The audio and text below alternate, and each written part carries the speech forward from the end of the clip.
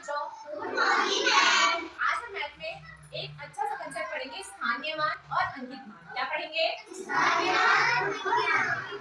मान और अंकित मान। सबसे पहले स्थानीय मान क्या होता है वो जानेंगे। जैसे एक हमने अंक लिया संख्या 5740, इसमें स्थानीय मान कैसे पता चलेगा?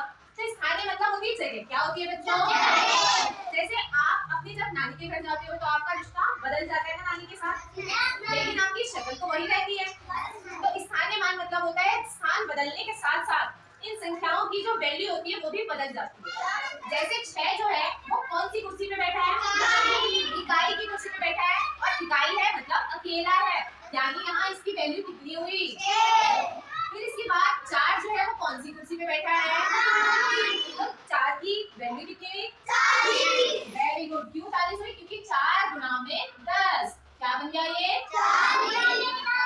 10 क्यों बच्चों? क्योंकि ये 10 ये कौन से स्थान पे बैठा है? दहाई के स्थान पे, इसीलिए इसकी वैल्यू 40 हो गई।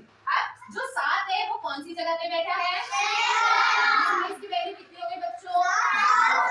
700। अब जो लास्ट में है ये बताओ कौन सी कुर्सी पे बैठा है?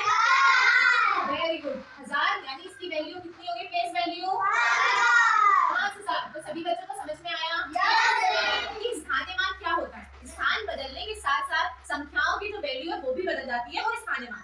अब अंकित मान क्या होता है? अंकित मान क्या होता है वो हम देखेंगे। जैसे हमने ये संख्या लिखी 5746, इसमें पूछा अंकित मान बताओ। इसका अंकित मान 7 का, कितना? 7 का। 7 का हमें क्या बताना है? Face value. फेस वैल्यू मतलब तो ये तो चेंज नहीं होगा ना, ये तो सेम रहेगा। आप नानी के घर जाओगे तो भी एक ही जैसे दिखोगे, लेकिन आपका स्थान बदलने से आपका रिश्ता बदल जाएगा। तो 7 की जो आपकी फेस वैल्यू होगी वो कितनी होगी बच्चों?